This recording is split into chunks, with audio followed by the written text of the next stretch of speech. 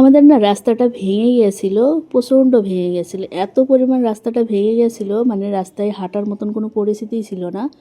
তো রাস্তাটা সারতে এসেছে, দেখো খোয়া পাথর ফেলেছে।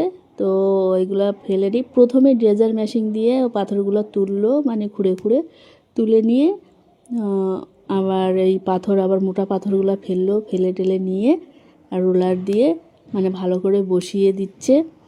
এত পরিমাণ ভেঙে গেছিলো রাস্তাটা, হাঁটার মতন কোনো পরিস্থিতিই ছিল না। আর একটু যদি বৃষ্টি হচ্ছিল তো পুরো পথটা ডুবে যাচ্ছিল, পথটা অনেকটা নিচু হয়ে গেছে। তো এবার দেখছি পথটাকে একটু উঁচু করে দিচ্ছে, তো রোলার দিয়ে তো বসিয়ে দিচ্ছে। হয়তো কাল পরশু হয়তো কী করতে পারে, পিস করে দিতে পারে।